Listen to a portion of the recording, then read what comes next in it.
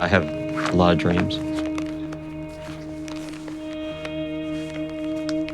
And sometimes they're of the sort that you kind of have a vague memory of them and then it quickly passes. And that's very different from the plain dreams. I remember the plain dreams. I wake up, I'm anxious, my heart's pumping. I tell myself, okay, that was just a dream. But I wake up every day, it's still the same thing. The bad dream never went away.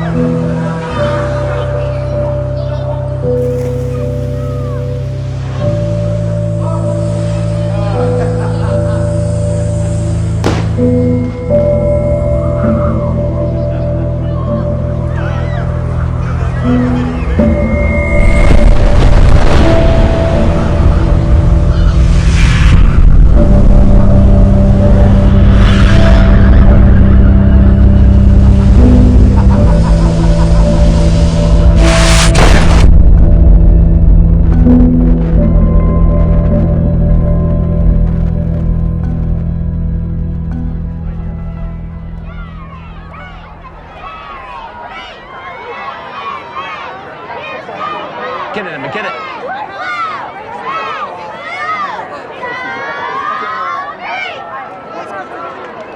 Yeah, she scored on Saturday, totally out of the blue. I'd like to see her just go again right here. Go. Oh, damn it. Oh! Free shot. You guys played great. Oh, I love you so much. So annoying. You guys did great. Next year. That's right.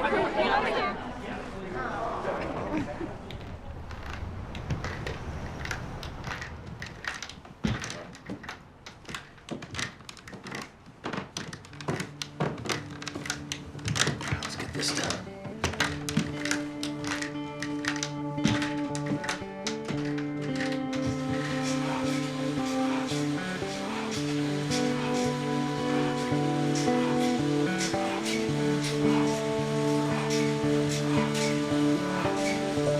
My brother Andy and I experienced the defining moment of our lives when I was 11 years old and he was 8 years old. After it happened, my family, and friends, and doctors all told me to put this tragic experience in a box. Don't think about it and move on with my life. On the offense, 10-yard penalty, repeat first down.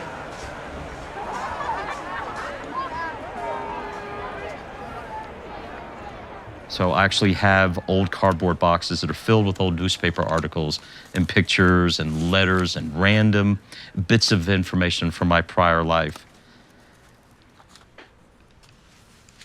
Are those all the pictures, Mark? Yeah, those are the ones I was referring to. I've seen this picture. This is I priceless. thought it was pretty old. It was probably 11. So here's a picture of me in the hospital. This picture's hard. Yeah. The thing I think about when I look at that picture is that I was able to smile. Yeah. And because I don't have positive memories of my time in the hospital.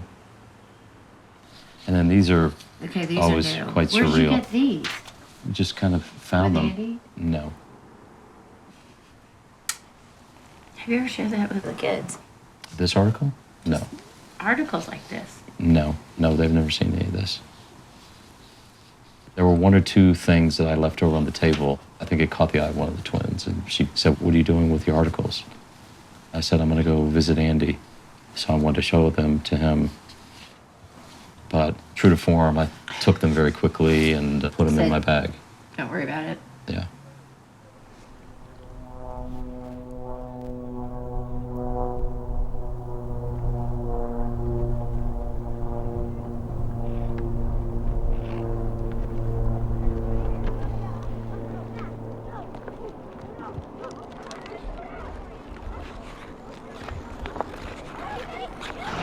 Come on, let's cross. Gotta weave. You have to turn and, nice.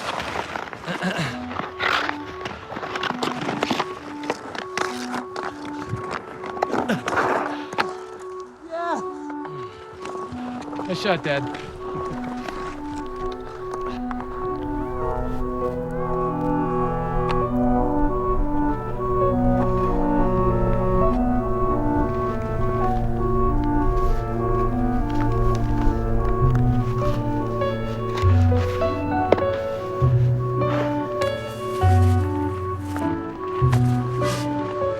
That was fun, bud. Love skating with you.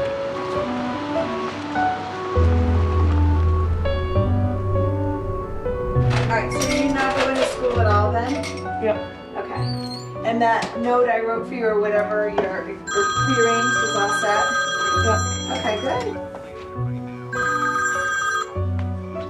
Hey, Caroline. How are you?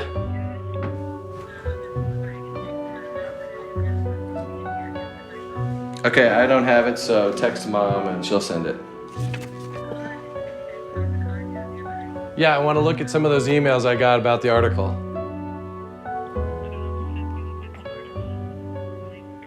Really?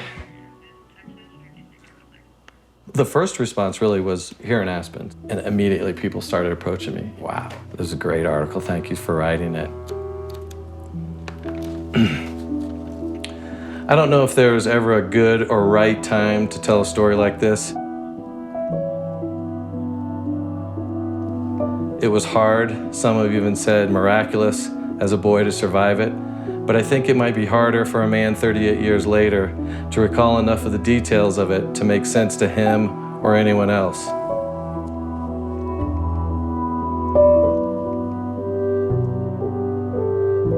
No one can imagine how excited I was on the evening of March 1st, 1974, as my family prepared for our annual ski trip to Aspen. Having finally made the cut. Everybody keeps asking me, you know, how do you feel doing this? You know, is it hard? And, you know, I just feel like telling them, no, it's not hard. It's actually kind of exciting because I really wrote it for myself. And I didn't have any clue it would affect people the way it did.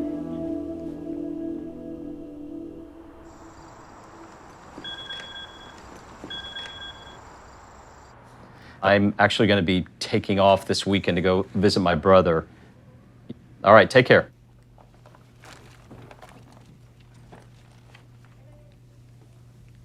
My family likes to say I walk around with my arms folded and I'm completely closed up. On occasion, I'll let these rare glimpses out of myself.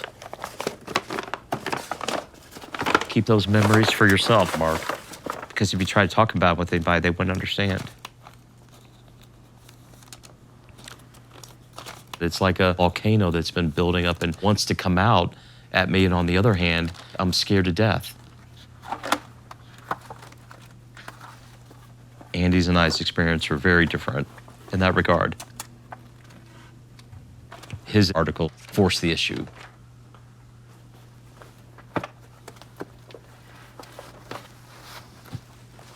So, it feels like a tug of war.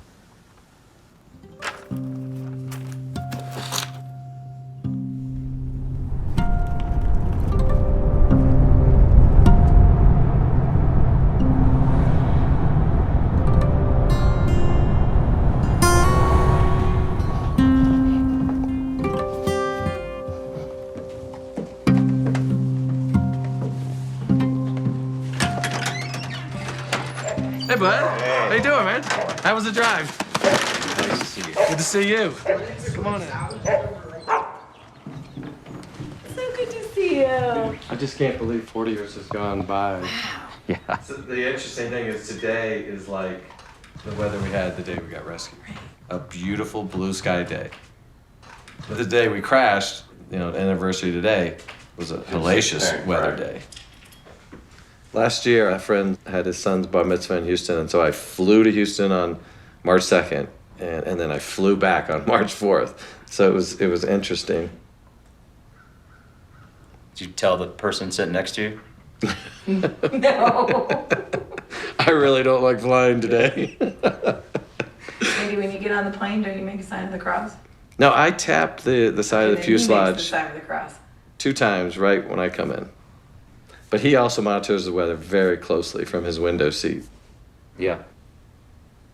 I guess he wants to see it coming if it's going to come again. I do not want to see it coming if it's coming again. So I don't look out. And on my other rituals, I don't put my seatbelt on because I didn't have my seatbelt on when we crashed. I guess my thinking is it worked for me once. I should stick with it. And look what happened to everyone else with this seatbelt buckle. Look at Mark. We still haven't talked about it together. No, we did not talk about it together. To be honest, So my article yeah. thrust you into thinking about it? Yeah.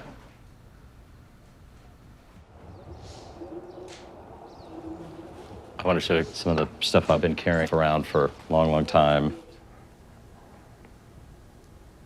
Stuff that I thought you might be interested in.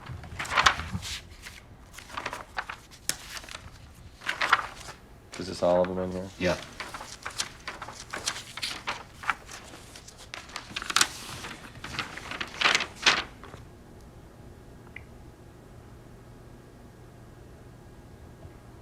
It is crazy.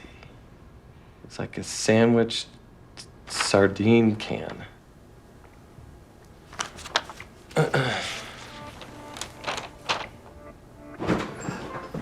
right. Do you want to drive or you want me to drive? I'll drive.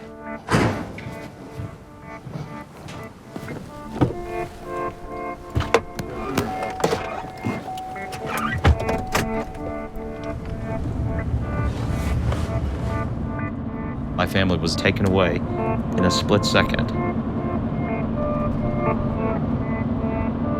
I need to put all the pieces together. I've waited my whole life to do this.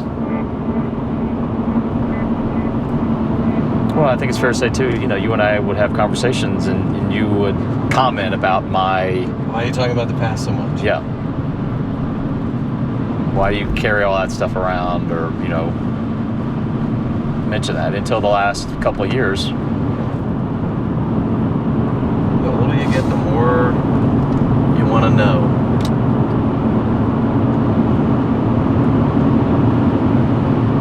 So what'd you think? The pilot's nonchalant, he's got everything under control, and then I wonder if toward the end Dad started looking over his shoulder, because I definitely remember it getting pretty tense pretty quickly.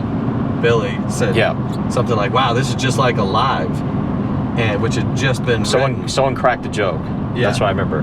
And it was like, shh, don't say that.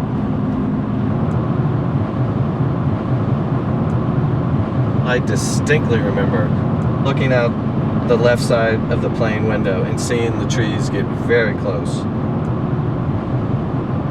And then hearing Mom say, we're gonna crash. And I remember hitting the snow. I remember the sliding on the snow.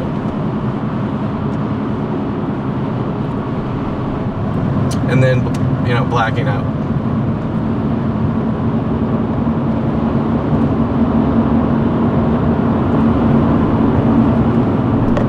I did get a letter from this nurse. And she was actually right there when I was taken off the helicopter. And she said the first things that came out of my mouth were, I'm not that bad, but my brother's right behind me and he's much worse than me. And then she said, I went on to say, my mother told me what to do. She said, don't stray too far from the plane, conserve the food, and try to keep Mark warm. how else would an 8-year-old know what to do?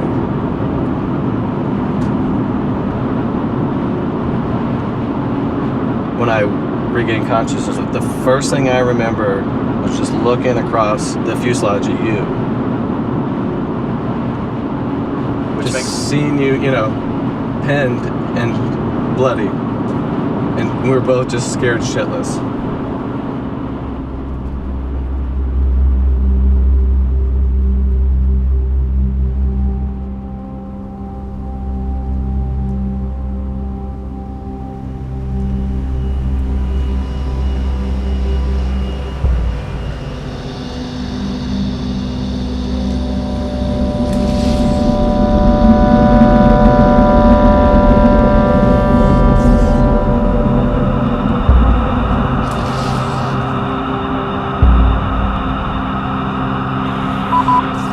Aspen Tower, Mitsubishi 711 Alpha Hotel. Aspen Tower, 711 Alpha Hotel, Aspen Tower. I'm inbound from Glenwood Springs. What's your conditions now, sir? 3 miles prevailing visibility, visibility northwest about 6, and snow and fog. Okay, you were cut out. I'll try you to get a little closer. I think I'm a little bit low. Aspen Tower. Aspen Tower. I can see through the window. And it's just white. I'm just confused. Because the thought of crashing never crossed my mind.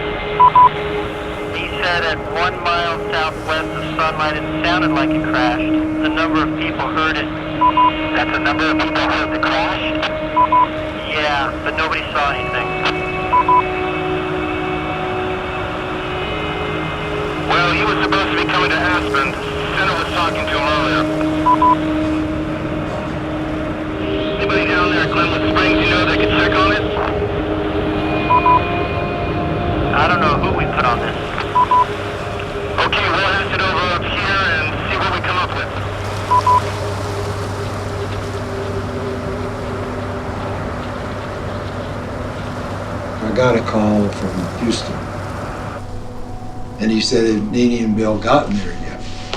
And I said, no, they must not have left. He said, yeah, they left at 9:30 this morning. Because of the bad weather, perhaps they've gone to a safe port, say someplace in Utah. I said, that didn't happen. Guarantee you. Why not? Because the moment my sister landed at some safe port, she would have called, because that was Nene. So I said, they're not someplace just hanging out until the weather clears.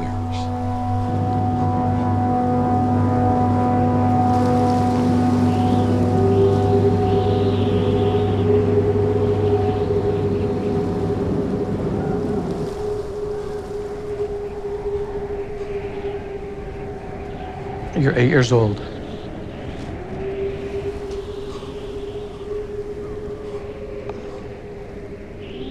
You're in the middle of the woods. You have no idea where you are.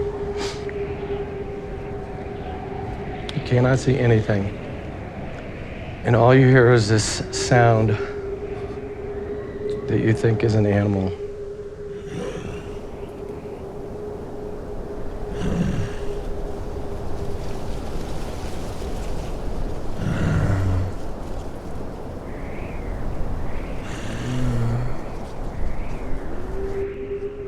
And after I came to my senses a little bit more,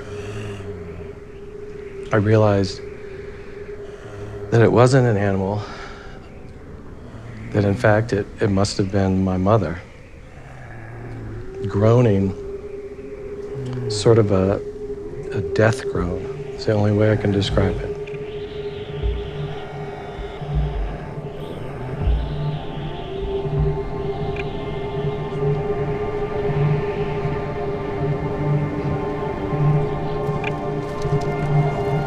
All I really see is my mother's face. And that is terrifying.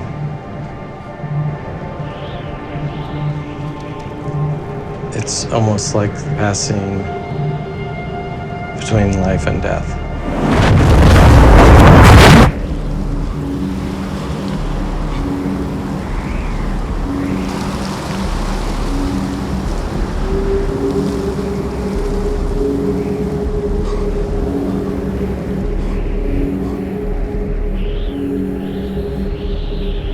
It was just unbearable to look at her. So I covered her up with a coat. And at that point, Mark was immobile. No one else was around. It was just me.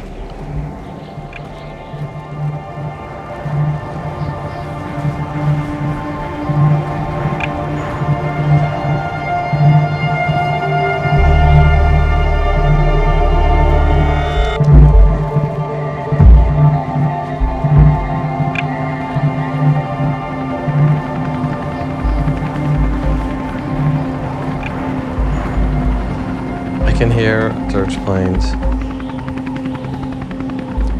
but I'm looking up into the snow-filled sky. Zero visibility.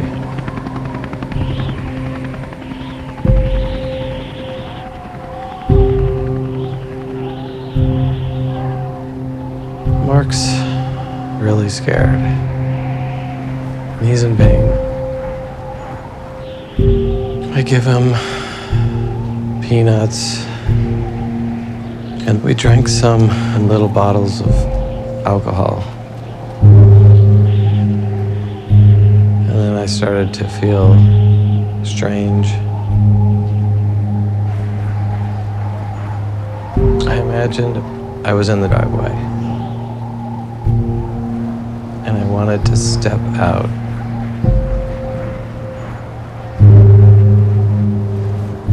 But when I did, I fell into the snow.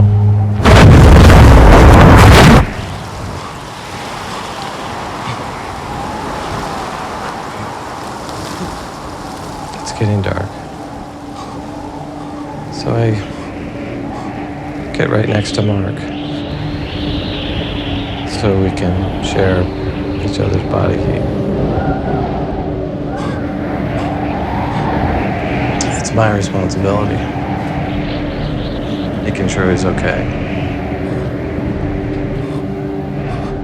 Take care of Mark.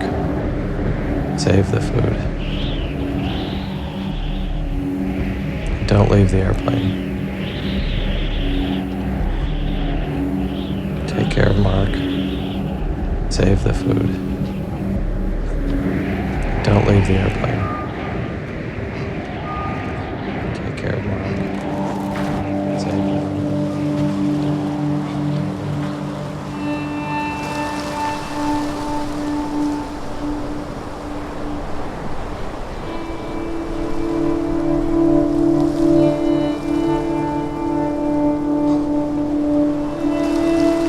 When I woke up the next morning, I could tell that Mark was not doing well. He was just weaker and weaker, and there wasn't much I could do.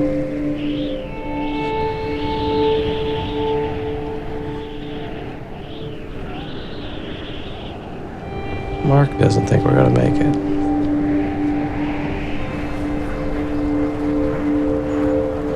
But I tell him we're gonna make it.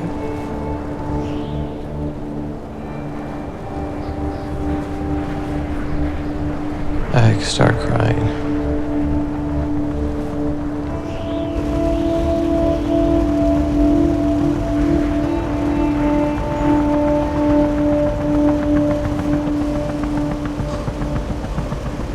then I hear something.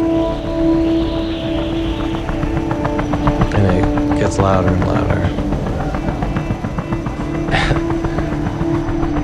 So I started waving.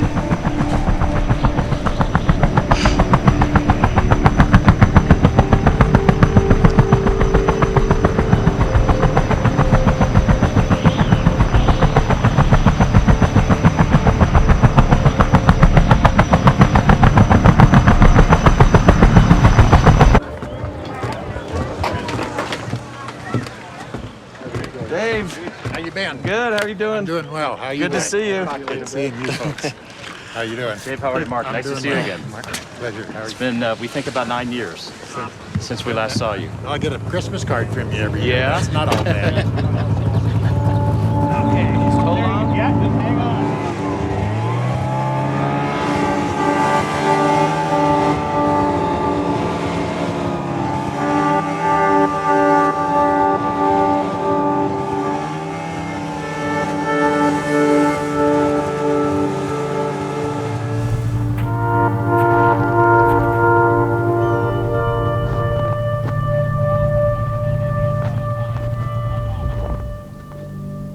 Right in there is where you probably hit the trees at literally 100 mile an hour. Yeah.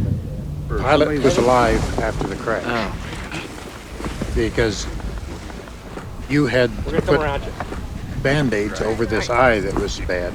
And the packages, when we were digging, the packages were there where you'd open Band-Aids.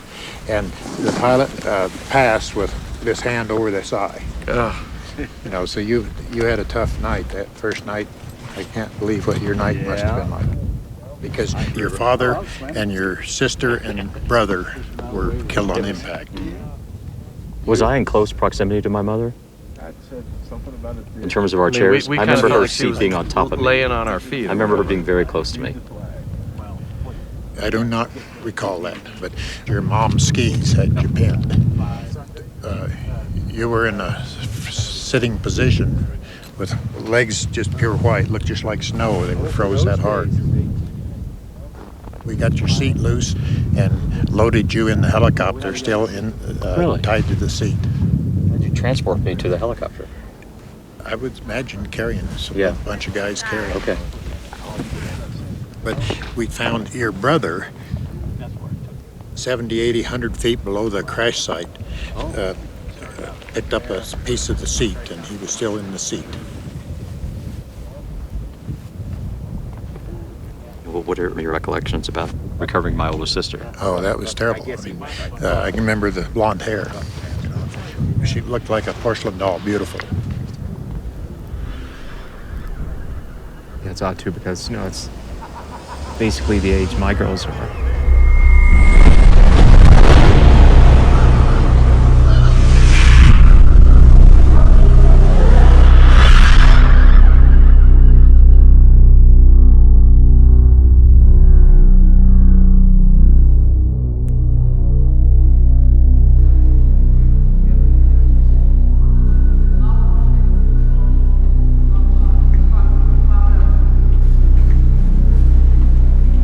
Vision of being in the Aspen Valley Hospital.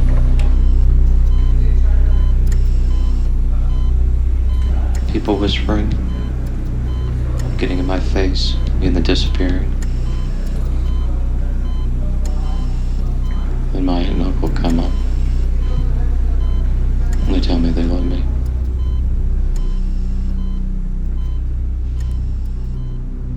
I just remember I put my hand on his leg and it was hard as a rock. I mean, that was really close with Mark. In fact, I did not think Mark would live. He simply laid on his back, rocking from side to side, humming Let It Be. Didn't open his eyes, just rocked. Let it be.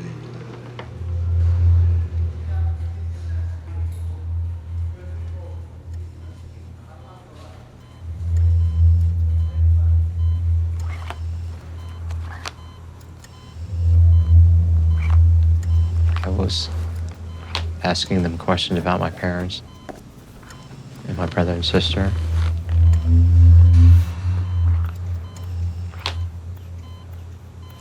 But I don't like what I'm sensing of the situation.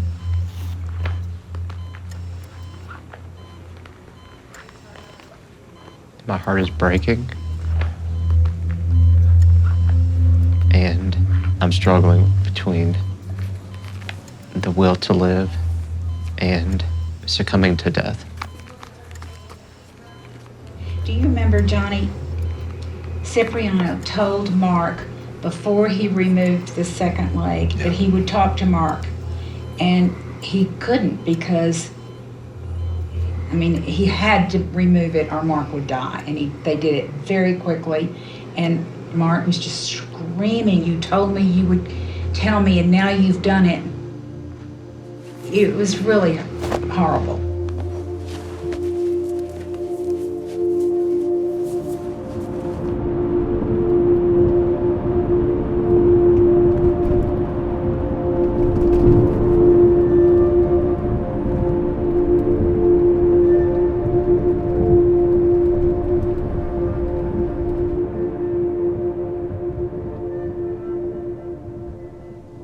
These are probably things I've thought to myself about before, maybe haven't verbalized before or shared before. Like maybe ever. Yeah. Can you tell me about the feeling that you're having right now? Yeah.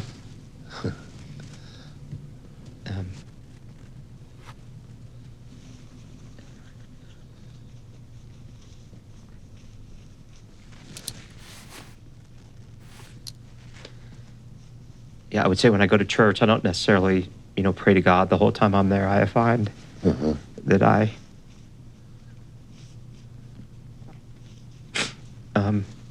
kind of have ongoing conversations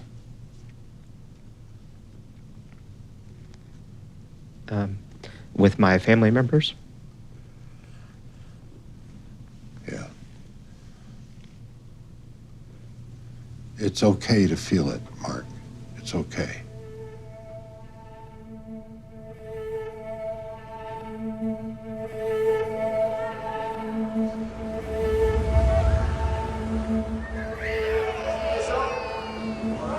I'm sure your kids feel like you're the center of their universe.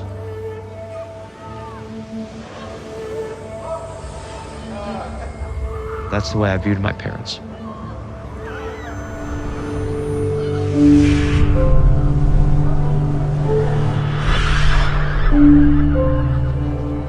I remember being tucked in at night by Mom. I remember Dad coming in the morning time to wake us up. And I remember the feeling of having a loving family behind you.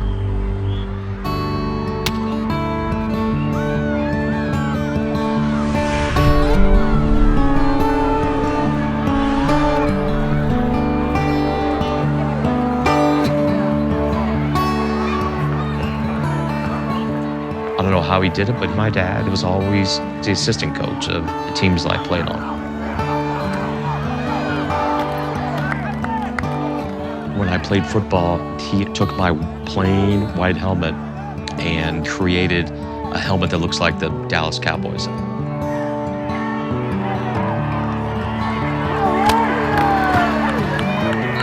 It was unbelievable for an 11-year-old boy.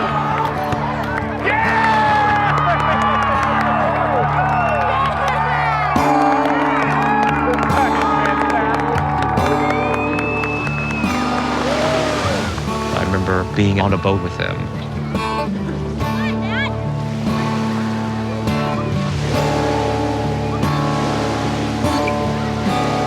He had a real zest for life.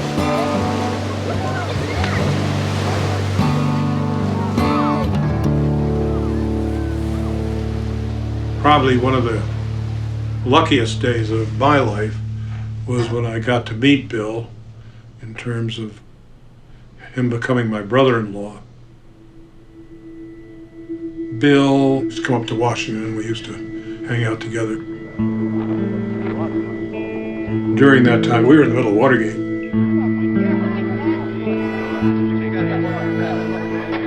But if we leave it to the words and to the images of Richard Nixon, we're in pretty bad shape, and that's what I'm not going to allow to happen. He's used every person. Having Bill as a member of the family, it was really a great tonic for me that I didn't have to sit with politicians every night, but rather somebody that I could talk to about politics, but also about anything else that impacted on our families.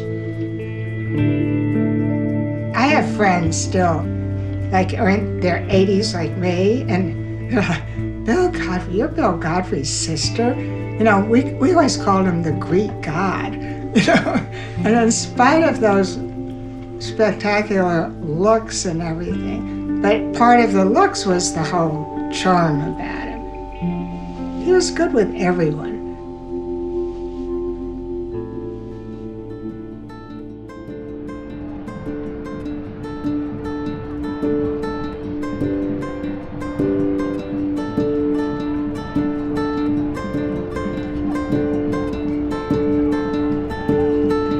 River Oaks Country Club in Houston and talking to my sister. She's looking across the ballroom floor, and there's this handsome man in Air Force Blue stationed at Ellington Air Force Base.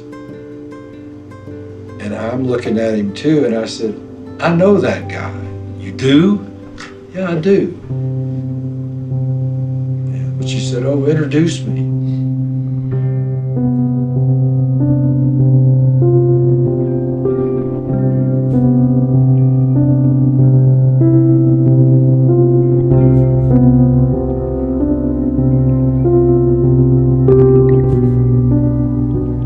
Everybody's focused on how wonderful Bill was.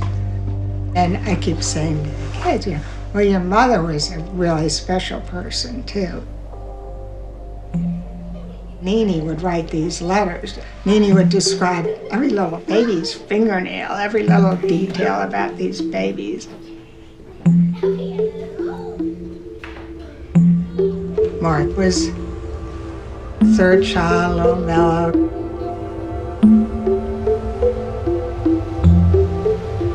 And Andy's always gonna bounce back.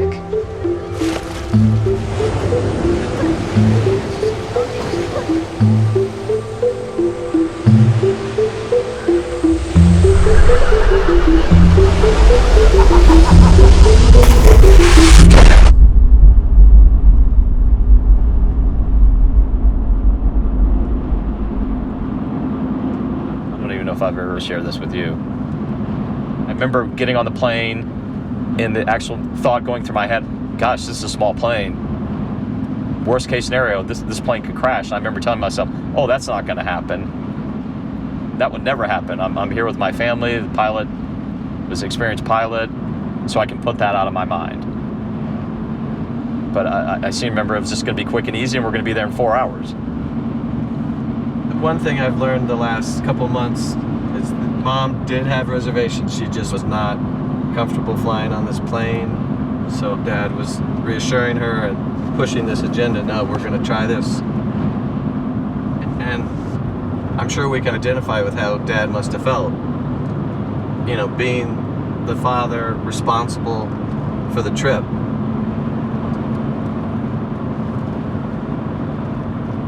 You know, the last thought that went through his head was probably, this is my fault.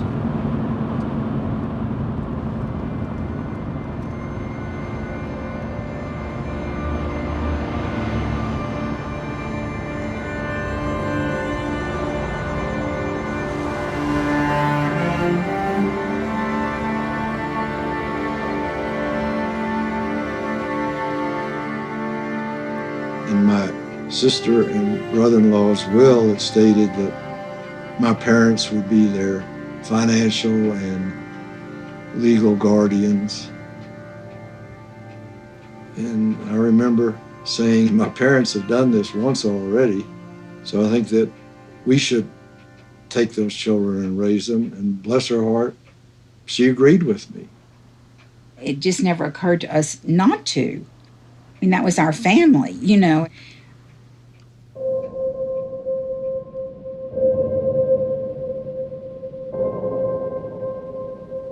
It was kind of like the Brady Bunch when we moved in with the Shoemakers, because they had their 3 children.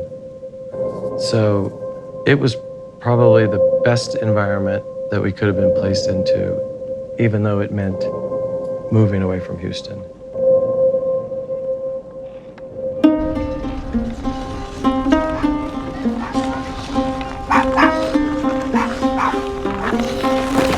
Andy has the most distinct personality.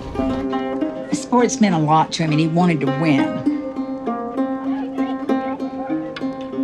He could get really upset with the older children. I mean, one time he threw Mark's wheelchair against the wall, and here Mark is just sitting here. Mark had a completely different personality. One time he had surgery on one of his legs, and it didn't work. And I just remember thinking at the time, oh, he's got to go through that all over again. He never said anything about it. It was just one of those things that happened. It's going to be fine next time. Even when they had 8th grade outdoor education, they trucked him over the mountains, and Mark was in a tent by himself all one night. He's everybody's hero.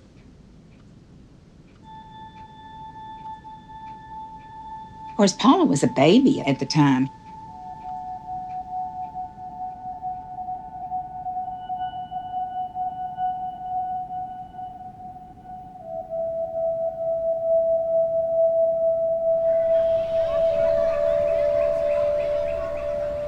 Someone's birthday a couple weeks back?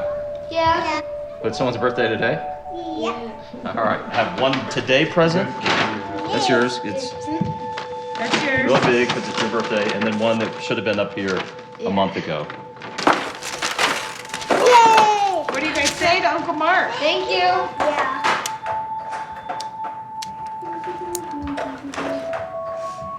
I think Mark internalized a lot. You know, he was the oldest one, and he was the one who had to take the place of his father and help bring up Andy and Paula. I think it was hard on Mark. Bill was a successful businessman. Whatever Bill did was perfect. Mark was going to take the responsibility. So have you ever seen this, Paul? I always love that picture.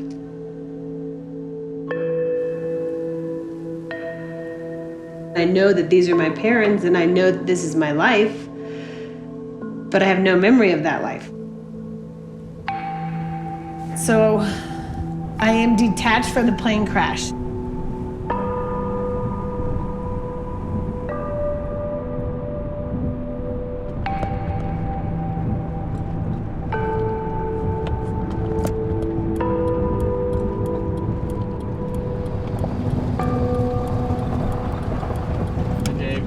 Hey, Dave. How are you? Good. Nice to see you again. Is this our little sister Paula in the back seat? We haven't met.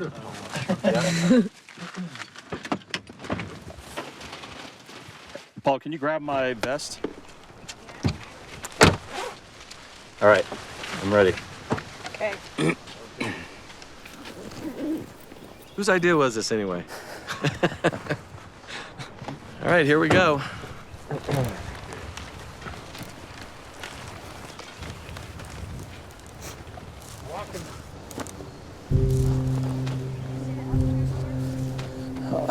Where, right there?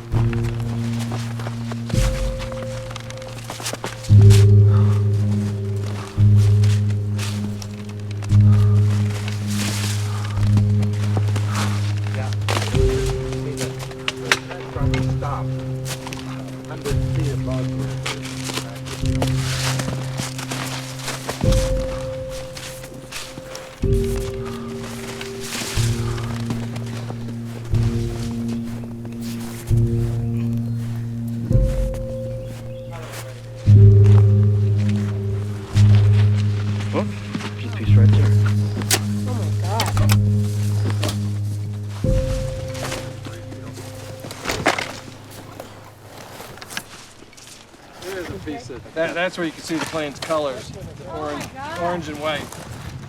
Wow.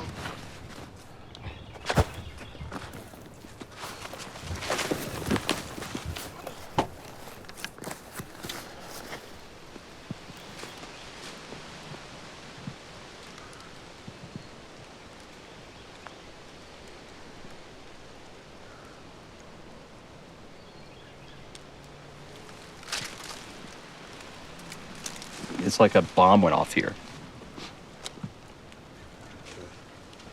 You don't get over it. You just get through it. Yeah. It's comforting to be here because you feel like you're with them when you're here.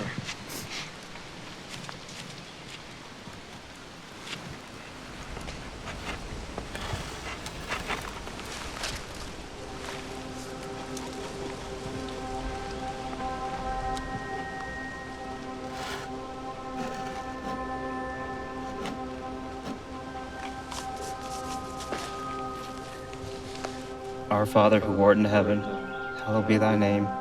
Thy kingdom come. Thy will be done. Yes. Today our daily bread. And forgive us our trespasses, as we forgive.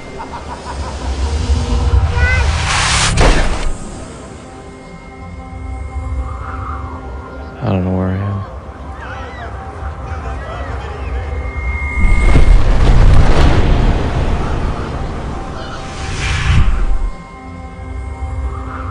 I'm cold. I can't move.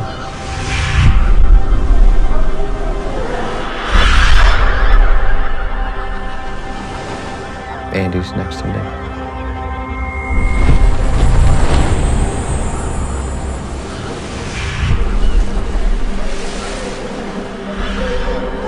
I can hear my mother groaning. She's in pain.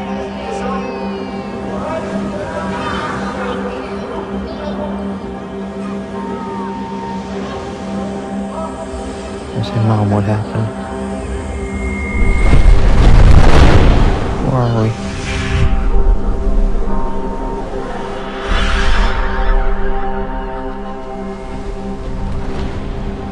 Where is everybody? I'm scared.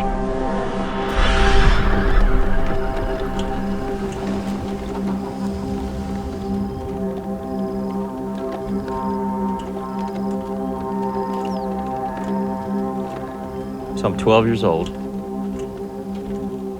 I had a fight with Andy, and I got in my wheelchair, and I came down to here.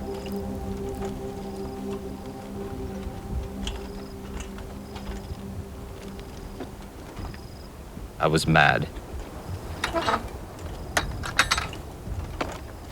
Because I hated so much who I had become.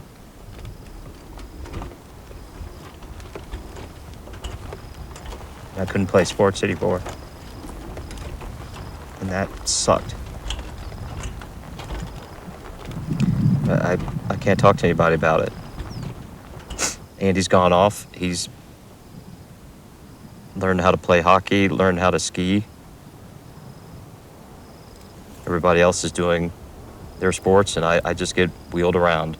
I get carried in and out of cars. I get carried up and down stairs. The custodian at the school comes down to meet me at class and takes me on this little special way around the stairs, and I meet up with the rest of the school. Everybody likes to push my chair around, and I just have to sit there like an idiot in the chair. I'm a crippled 12-year-old kid sitting in a wheelchair, and everybody comes up and pats me on the back. Hi, Mark, how are you doing today?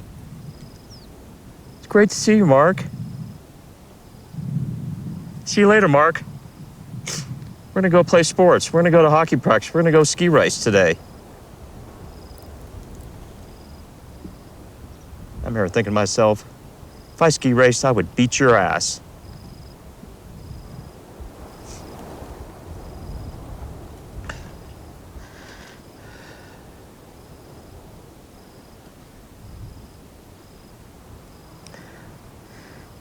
And I was mad right here on this tennis court, looking around. Just continue continually asking myself, why? Why? You're gonna live in Aspen now. You're gonna love it. It's gonna be great.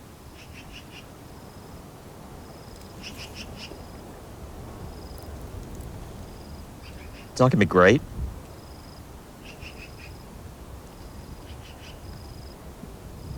Great was back in Houston.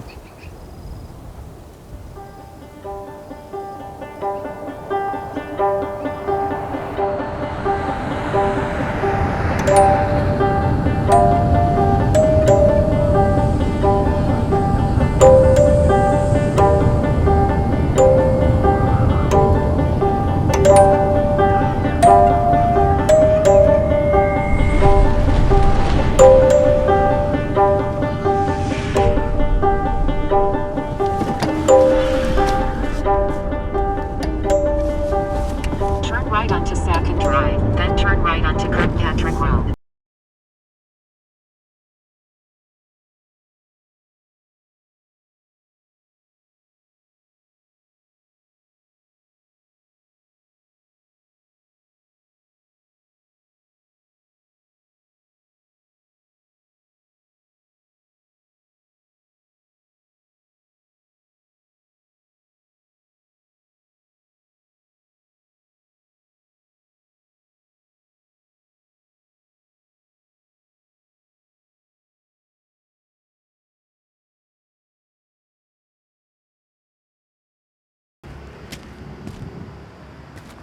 You all right? Yeah.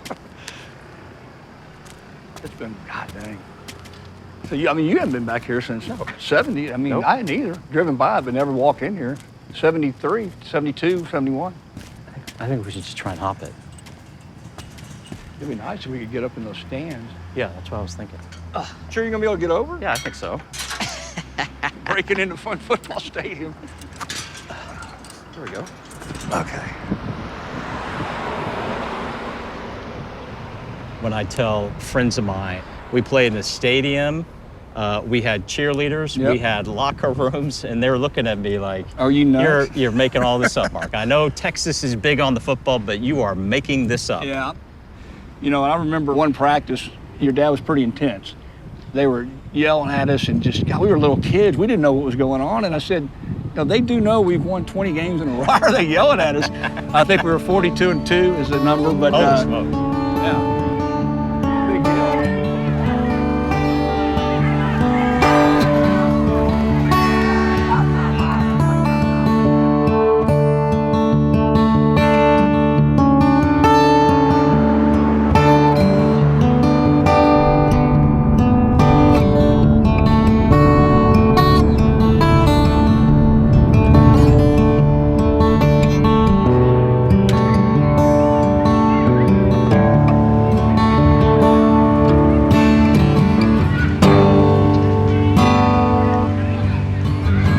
This was where we used to live.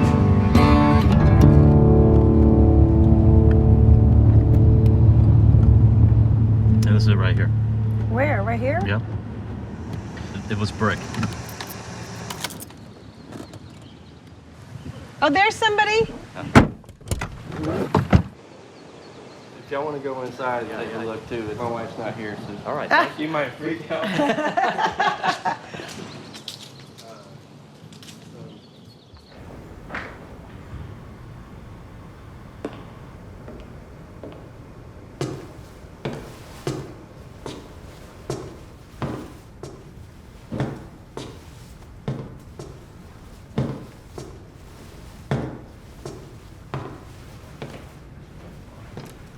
Is this the craziest feeling ever for you?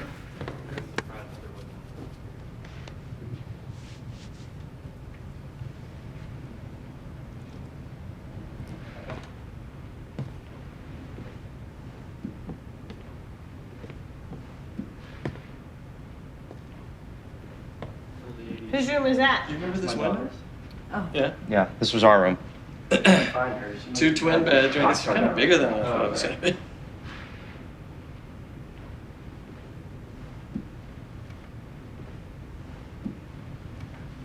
Never in a million years did you think you'd be sitting in your room again. I remember the night Dad came in to tell us you were born. Oh, yeah?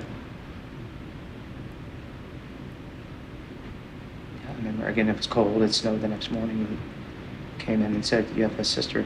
I mean, here's the intercom. I don't know if that's original, but I definitely remember the intercom. And I remember him walking in right here, beginning to sing John Denver songs.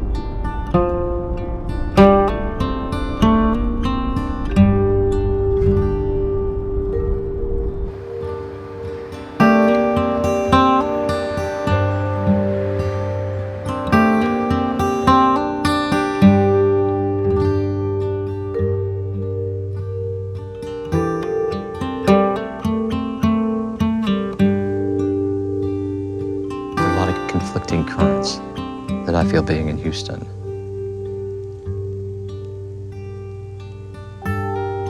When I'm in the church here, I remember being with my family. But sitting in here by myself, seeking strength and courage.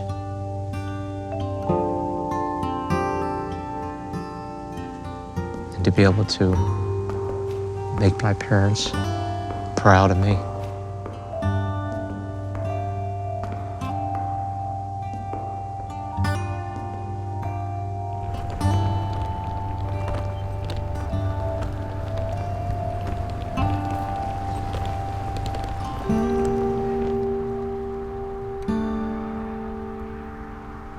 I came across this great article the other day. How do you remake yourself? And the only way to do it is by doing brutal self-assessment. So I kind of took it upon myself to try that exercise. And I realized that I hadn't been empathetic enough to you when we were younger, and I was going off, doing everything that you couldn't do. So, I apologize for that. I just didn't have the type of empathy that I have now. You and I have had a complicated relationship. You were probably mad at me for getting hurt. Because then you couldn't look to me for, guidance and leadership, if you will, because I was totally internally focused on trying to figure out how I was going to manage, being disabled. Maybe it was a little embarrassing for you. For me to go swimming, I got to bring all this stuff down the beach. I can't just go down the beach and go swimming. Can you help me get in the ocean because I can't do it by myself? That's a lot for an 8-year-old to deal with. Did I tell you I put Teddy Roosevelt's Man in the Arena speech right on my desk? Can you quote me some lines? It's not the critic who counts. It's the man in the arena whose face is marred by dust and sweat, who tries valiantly in a worthy cause. And even if he fails, at least he fails well, daring greatly. So his place shall never be with those cold and timid souls who neither know victory nor defeat.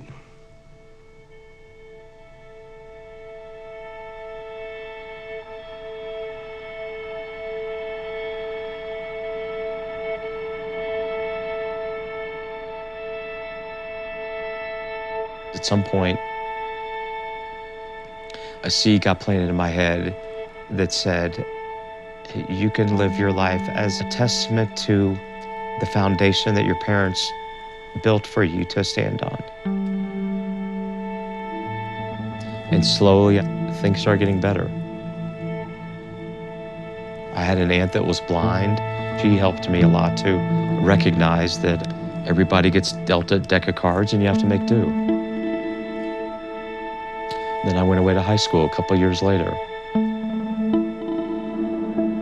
That helped me start with a clean slate. It wasn't Houston where everybody would have pitied me, and it wasn't Aspen where everybody knows who I am. I was going to be as normal as I could.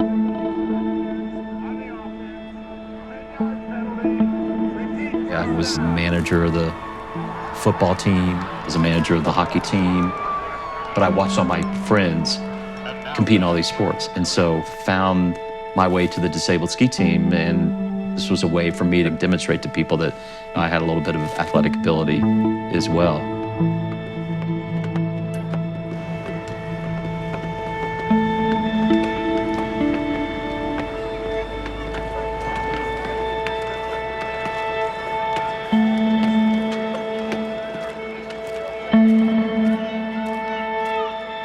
Oh, it's a fucking sweet run. Yep. Okay. I'm ready. First one to the left. All right. 1, 2, 8.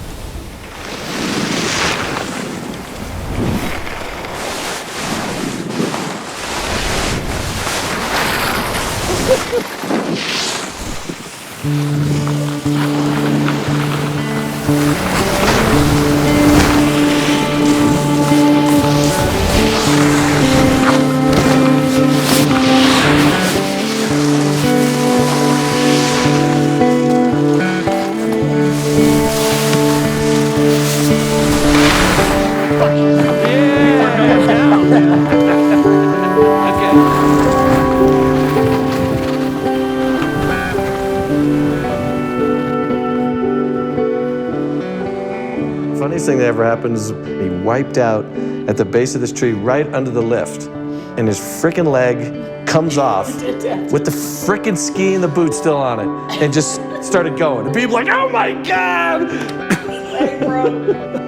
It's like a runaway ski with a leg on it.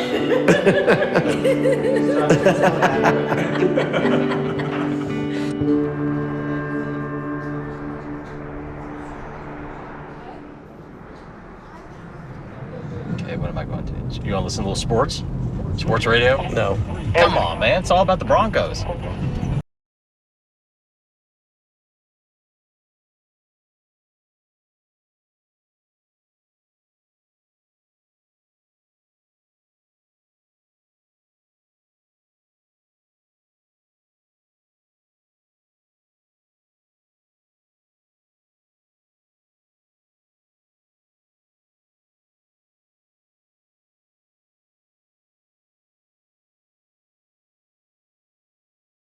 Christmas.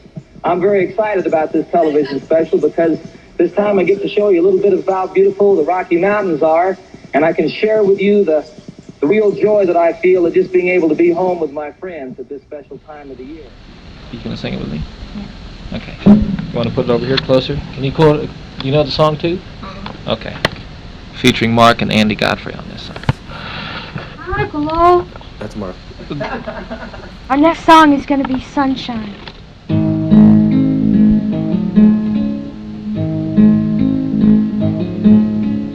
Sunshine, sunshine. How many times do you think he came to visit? Almost always makes me high.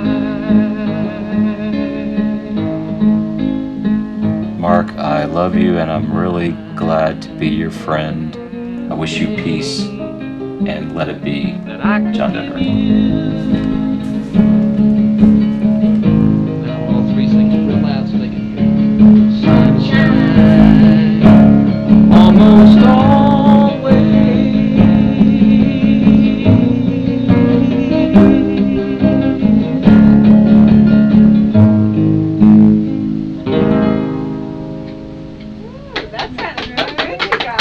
I got the accent going. What was was the rest of that tape? Well, then I sang Rocky Mountain High by myself, and I you see. sang Sunshine by yourself. I see. Like barely audible. Yeah, yours isn't bad. I mean, they're both not bad.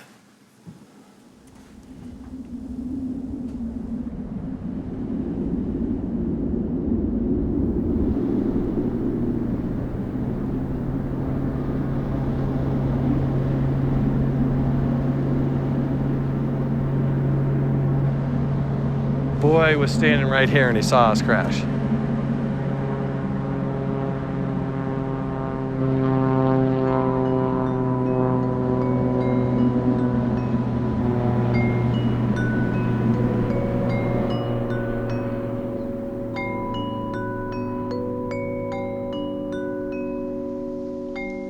I always wanted to put the pieces together. And there was really just the one big missing piece of finding Danny.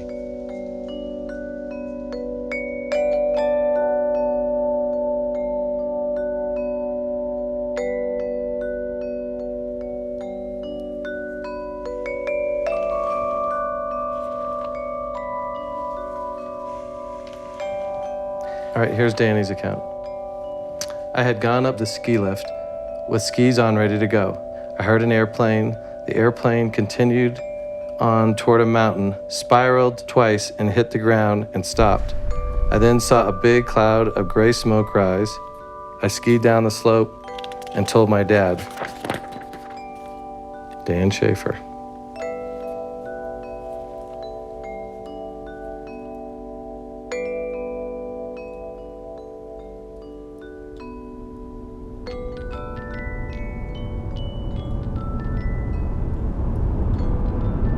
The older I got, the more I realized he was the key to our survival. And, you know, I'd looked for him for years, literally calling random people around Colorado named Dan Schaefer because I just assumed he still lived in Colorado. And I would, you know, get on the phone with these people and they thought I was a crazy man, or I would leave a message, hey Danny, this is Andy Godfrey, the guy from the plane crash. You know, and can you imagine what the people on the other end of these messages thought?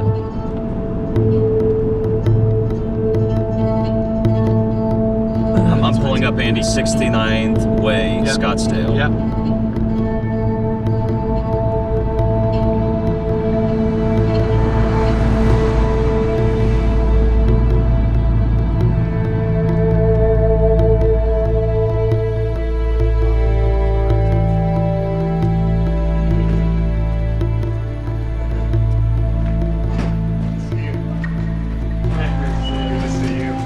This is Mark. Hi, I'm Mark. How are you? Very nice to meet you. That's right. I think if I had been a little older, I would have been more dogmatic and persistent and said, this is what I saw.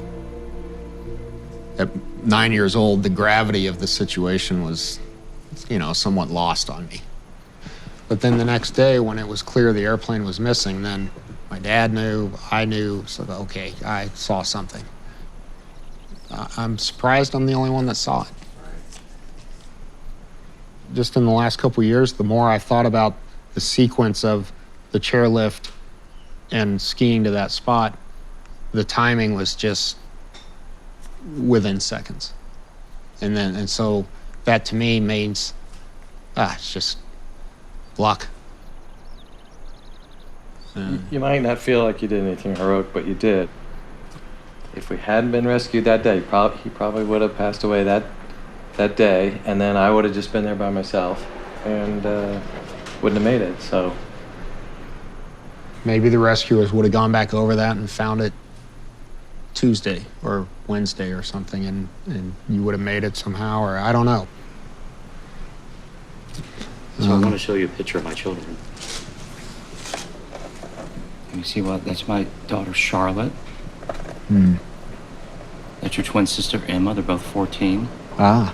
That's my son William, he's 19. Ah. And one more. That's my daughter. Sorry, Abby. without you there, these 4 individuals, they don't exist. And your children, too. Mm-hmm. Yeah. I recognize that.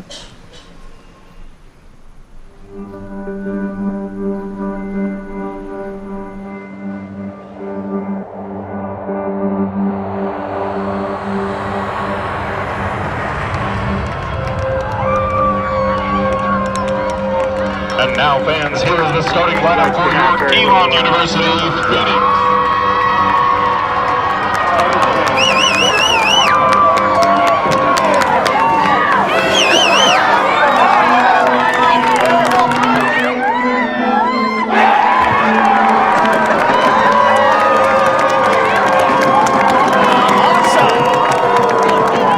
There you go, bud.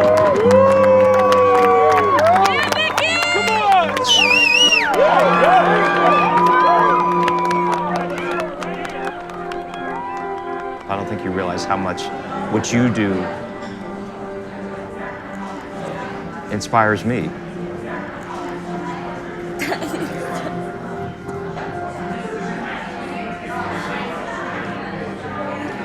It just brings back, you know, just for a moment, brings back some of those memories of what it felt like to run. And to be able to run fast. And to be able to run past people.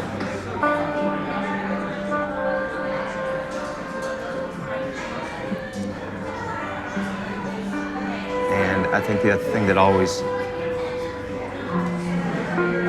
makes me feel so humble too is the way you play. It's because you never give up.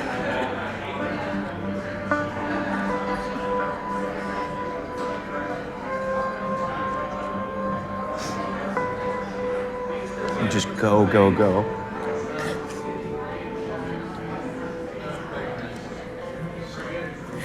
Love you.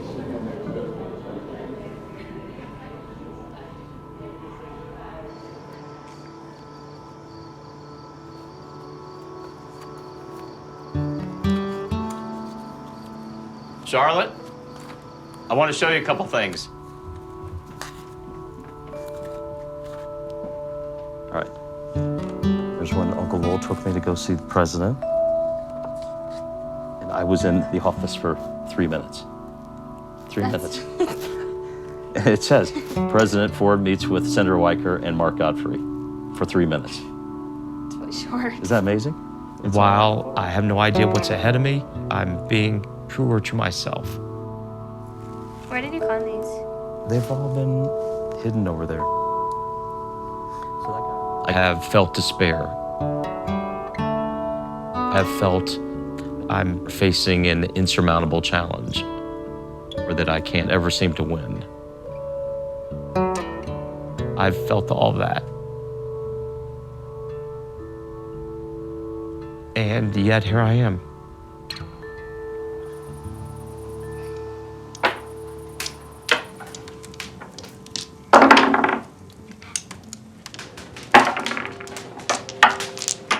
Is that 6? Yeah. Sure that's not 4? Yeah.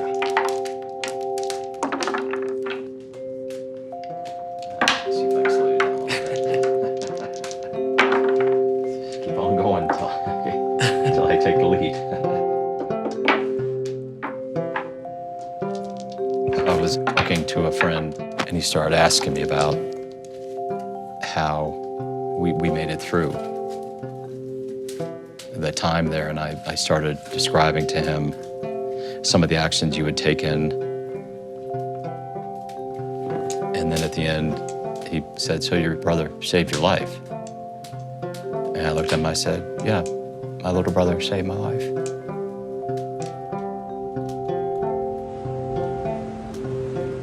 Thank you for saving my life.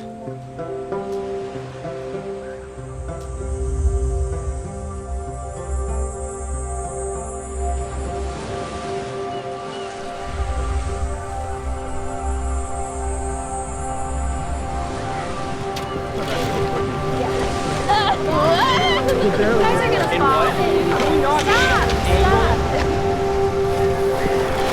Keep going. Now get on it. All right.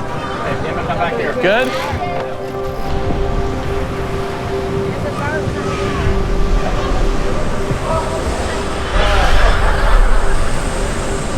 If I had a day that I could give you, I'd give to you today, just like today.